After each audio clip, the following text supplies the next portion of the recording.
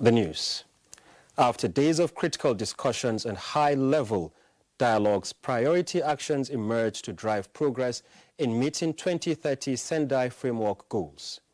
Mina Daniels highlights concrete takeaways as the global platform for disaster risk reduction comes to a close in Geneva, Switzerland.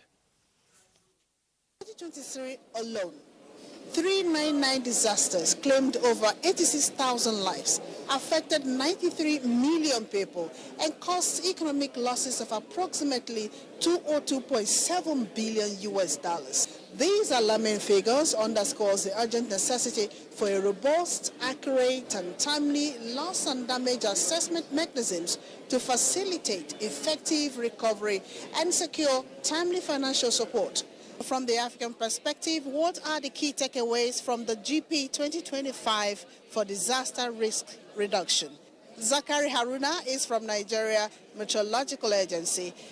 I come to learn about partnership because looking at, I know it is not just a Nigerian Meteorological Agency that is here. We have people from NEMA, we have people from other partners in Nigeria. But key part of it is partnership and inclusiveness. If you look at the people in town, as long as a media person comes up in front and tells them that this is coming, people pay attention to it more because they are more dependent on what the media says. Pacific communities are small in terms of the terrestrial land, but big oceans community and very few people. This poses similar challenges, those when it comes to vulnerability of communities, because poor communities, whether they're from a large continent or small geographical terrestrial areas, are vulnerable in the same way when it comes to disaster risk reduction. It was unanimously agreed by participants that the success of disaster risk reduction mechanisms hinges on inclusivity, as vulnerable population, like people living with disabilities, women and children, must be considered in all disaster risk management strategies by government at all levels. There are many countries that are willing to support the developing world and the least developed world to increase their infrastructure. The exhibition arena of the 2025 GP on disaster risk reduction was flooded with innovative ideas with full integration of technologies to enhance disaster risk reduction. And as the doors of the GP 2025 for Disaster Risk Reduction Conference in Geneva, Switzerland closes for the year, the United Nations Office for Disaster Risk Reduction is full of hopes that the action achieved during the conference will materialize, achieving the Sendai framework in less than 5 years. From Geneva, Switzerland, Mina Daniels, NTA News. Flood prevention and management in Lagos State is a continuous process with diverse strategies. Despite the efforts, environment experts say there is need for more concerted approach, particularly with the increasing effects of global warming. Larry Belay tells us more. Lagos, during the heavy rainfall, challenges such as rising sea level, surface water flooding, river floods due to water released from dams rear ugly heads. Aggravating the situation is indiscriminate dumping of refuse, mostly styrofoam and other single-use plastics, high population density, and building on wetlands. For environmentalists, some of these mentioned challenges can be tackled with intentional policies and programs and needed awareness. Lagos, for instance, knows that it has no choice. Floods will continue to hit Lagos hard every year. The magnitude may differ from year to year. So what adaptation do they want? Get ready and devise means by which you can reduce the impact. Lagos State has been taking steps since 2010 by intensifying efforts to check physical development in many areas prone to flooding and wetlands. In 2019, Lagos State Resilience Office and Sustainable Action Plan was launched to develop a city resilience strategy, flood support and risk management. In 2024, Lagos State banned the use of styrofoam and other single-use plastics and have started going around closing up establishments that refuse to comply. Every year, Lagos State activates its flood prevention and management plan, which includes clearing of drainages and community advocacy. Over time, it's making impact in some areas in Lagos as flash floods drain off after rainfall. In some communities, however, challenge of flooding still persists. Environmentalists say there is need to also increase natural defense mechanism. It's an adaptation and mitigation strategy. If every house, every estate in Lagos is by policy made to plant trees like the days of Tinubu government in Lagos. Wetland cover in Lagos, which is an important buffer against coastal floods, has significantly reduced in many coastal local governments. In Lagos, Lanre Beleyi, NTA News. We move on to security. The Lagos State Police Commissioner Olorundare Moshood has assured residents of Mushin and environs of adequate security and ensure protection of lives and property in the area. This statement is as a result of the recent harassment and looting of shops in some parts of the community by some hoodlums. He gave the assurance while on an on-the-spot assessment of the area to address the spate of attacks on residents and traders. Ime Udori's report is here presented. They should help us to fish all these points. This is Martin Street in Mushin, Lagos, one of the trouble spots where criminal gangs have for the past months been disturbing the peace of the area. See this man standing so. They're looting property there. That fridge, everything. Every night, not be one day, every night. This shop where they make POS, they come meet the man, they beat him, carry the money. Other street there, they throw one boy out from second floor, throw him down, kill him. You can imagine. So many ones they have been doing, and they will run away. In response to a series of complaints by residents, Lagos State Police Commissioner Olorundare Jimoh Moshood ordered the arrest of those who have been disturbing the peace of the community and restore sanity. The State Commissioner of Police, represented by First Public Relations Officer Benjamin Hundeyin, was taking on the spot assessment of the environment, including parts of Awolowo Market, alleged to be major hideouts of the hoodlums.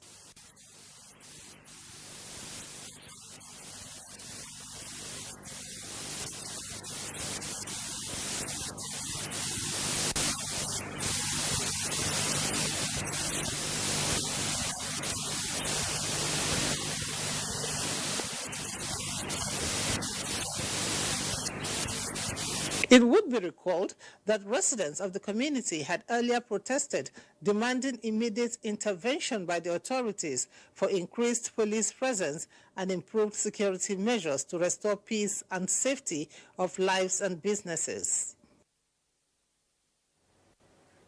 Still talking security, the Nigerian Air Force operating under Operation Haɗin-Kai has sustained its momentum in the fight against terrorism and a successful air interdiction mission targeting a major enclave, also used as a training ground in Bukari Meram on the southern flank of the Lake Chad region, Borno State.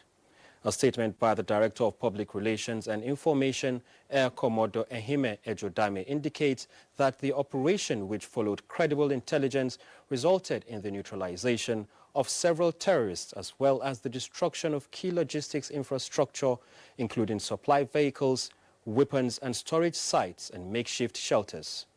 Battle damage assessment confirmed that the strike effectively disrupted imminent threats posed to the communities of Murti and Monguno, reinforcing NAV's proactive posture in safeguarding civilian population and critical territories.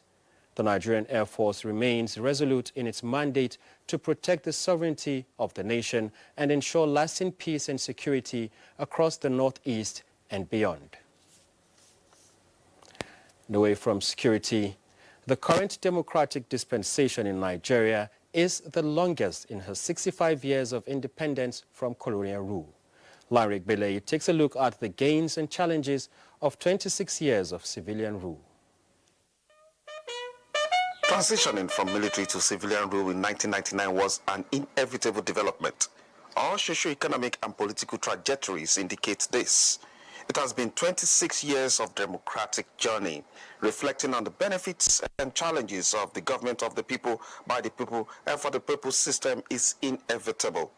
The gains include increased citizen participation, periodic elections, and transition of power, a vibrant civil society, human rights progress, people-centered infrastructural projects and policies, recognition of geopolitical zones in decision-making, and economic development policies and programs. Also, recapitalization is also still going on, even as we speak. A strong banking system or a strong financial system is critical to development. So that is understandable why we're doing that. And we've been able to sustainably hold our financial services system to a certain level of growth that has supported the economy in its own way. Challenges that continue to hinder the full realization of democratic dividends include electoral malpractices, insecurity, corruption, and ethnic religious divisions.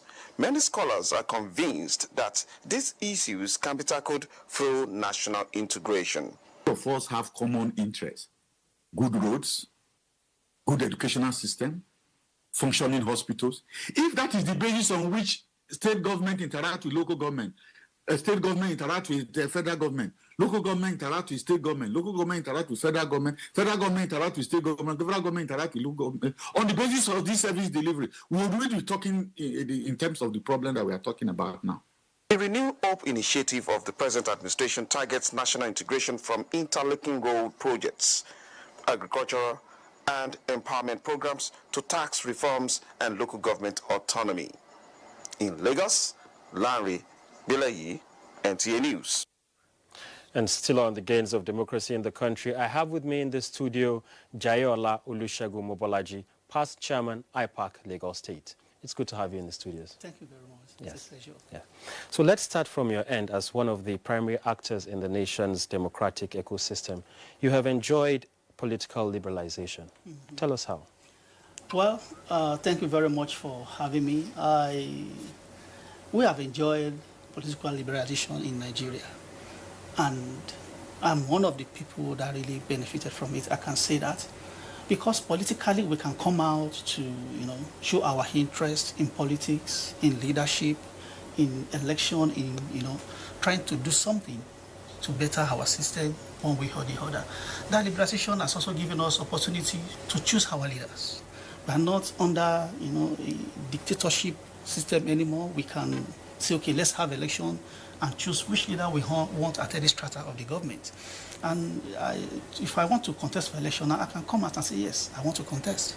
So that is part of the liberty that we have, politically from democracy. And it has made it, a more assorted kind of a thing instead of, one strict system that doesn't give room for you to express yourself or to showcase what you are able to do to better your country.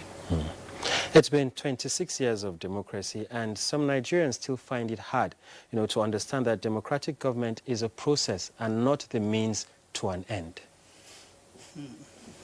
Yes, it's because of the level of our understanding. What is politics? What is democracy? We say government of the people, by the people, and for the people. And if we have the opportunity and the liberty to choose our leaders, what knowledge or understanding do we have of that thing process we are talking about? Democracy got a long way to determine what happens today, even concerning our tomorrow, is part of the determinant of our future and destiny. And if we have this knowledge, this understanding, we will know how to play it right. And because, we are beginning to see it as, some people are seeing it, let me say some people are seeing it as a means of, financial gain or, selfish ambition, this kind of a thing. So, and that is why some people are taking it as a do or die kind of a thing. That's why some people are, vulnerable to being, I can say, they become slave of politics and democracy because of the level of their understanding and knowledge about democracy and politics. I'm a member of a party. I'm not a member of the ruling party. Yes, I'm actively participating in politics, in democracy. I've been the chairman of IPAC, which happens to be the umbrella body of all the registered political party in Nigeria. We have it in all the states, and it has, we only need more orientation. It's a process. We need to understand. We cannot arrive there one day. We have to learn from our present, from our past, to fashion our tomorrow better. We have to learn how have we played it, how have we, handle our political system today, how have we done democracy today, and use that to fashion a better way ahead tomorrow, so that we can get better. So I said it's a process, and not, an ends mean that you need to say do or die, or you want to, by all means, force yourself on people. No, when it comes to democracy and the politics, it has to be the choice of the people. It has to be your readiness to serve. It has to be a matter of a thing that you have determined to be, okay, let me be of service to my people. And not say, let me go there and see what I can do for myself. That's not democracy. You have to be, you have to have the mind of the people. You must have a large heart that say, okay, let me do something better for my people. So I think this is the knowledge we need to do better. We are trying. We are really, I can say we are doing well.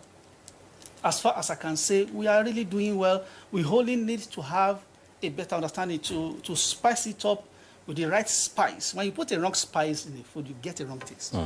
Put the right spice and seasoning, it will get it right. So in other words, it is very necessary to have a change in mindset for those who are aspiring to come into the political space, and to understand that it's about service. Yes, both as electorates or as people to be voted in as candidates or whatever win for area leadership, any kind of level of leadership at any of the strata. Our political processes have witnessed a series of improvements, and now there is a talk about creating a medium for Nigerians in diaspora to also participate during elections. And there's also the issue of a new voting age. What is your take on that? Yes, Nigerians in diaspora have every right to exercise their own rights as a citizen. They are there. They originated from Nigeria. They do business there. They come back home. They build house. They do business. So it's also, they have the right to be part of it. It's a good thing if we can do it right and get it right. I used to say that word. We can always do better. And even for the voting age, even a 10-year-old child today is deciding for him or herself. You see, and I believe it's high time we start orientating even the young ones concerning today, the future, and tomorrow. So it's a good step. It's a good move towards a better democracy. Because 16-year-old is an adult now. In this current age that we have, this super jet, I call it super jet age, the rate at which the brain is developing is faster. Adulthood is no more at 18. Even from 15, 14, we have some people behaving like an adult, living like an adult already at 14.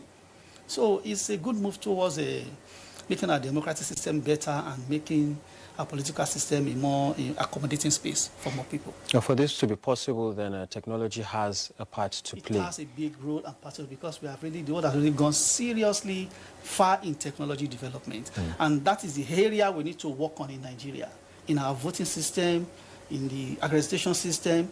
Let's let the election umpire sit down and fashion a more sustainable, a more reliable, system that will accommodate all these everybody that needs to be part of the electoral system, and have something good result to bring out of it. Let election be more credible.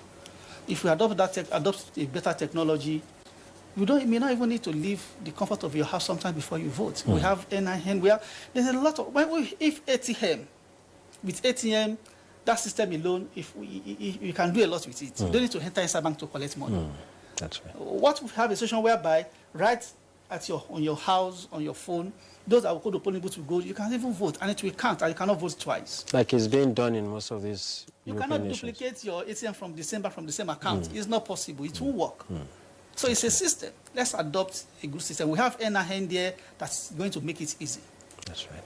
That's just it. Local government administration seems to be lagging behind in its duties at the grassroots, with the present administration's insistence on financial autonomy for them. How can this bring dividends of democracy to the people quickly? Democracy has to do with grassroots. Local government is the strata that is closest to the grassroots people. And so infrastructure development will come more from the local government. And if they have this fund directly from the federal government, it helps them to manage it better, achieve more things. Development will be more rapid, and this should allow it to thrive, because it's going to help a lot for people to enjoy the dividend of democracy. Okay, we are a young democracy, but moving fast. Your projections for the nation's civilian rule? We can do better. We can get better. I look forward to a more robust democratic system, political system, that accommodates more and that can give us the right leadership that we want. I believe from where we are, if we examine and look inward very well, we can fashion a better way forward for a better democratic system. Thank you very much, Mr. Jayala, for your time. Thank you. You're welcome. Let's take a break. Panorama returns shortly. Don't go away.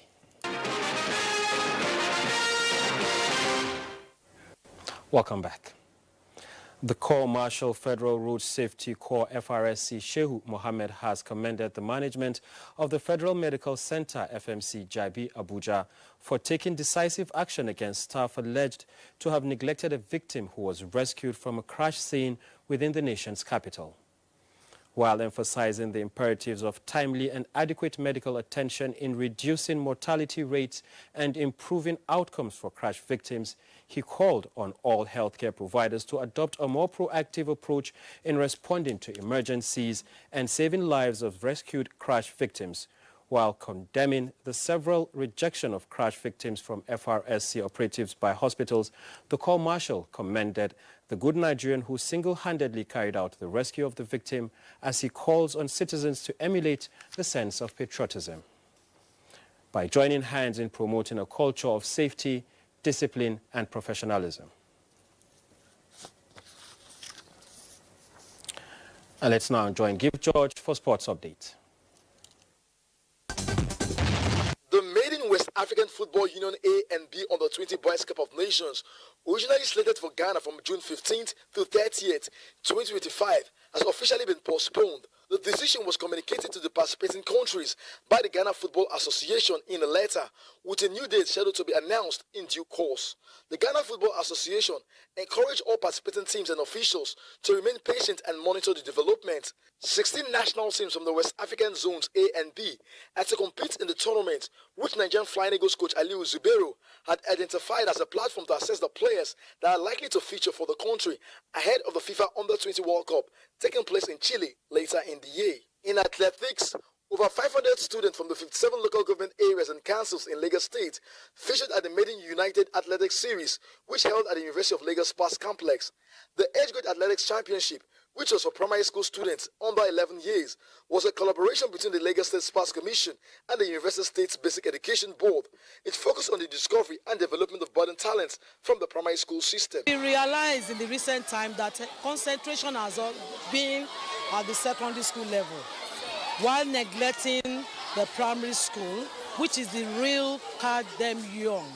If we really want to delve into the grassroots, we should go to the primary school. The platform to discover, develop, and nurture the next generation of athletes in Nigeria. The aim is actually to start an athletics academy, all right? And which better way for, what will be a better way to actually get a pool of talent? In other news, the FC Shinik striker, a Russian-based football club, Stephen Alfred, has paid an encouragement visit to the internally displaced persons in the Munga Liliao community, Karim Lamido local government area of Taraba State. The Taraba-born international football professional undertook the sympathy visit under the auspices of his pet project, Stephen Alfred Hope Foundation, where he appealed to the global community to come to the aid of the IDPs who are in their need of basic needs. With Sports Update, Gift George, NTA News.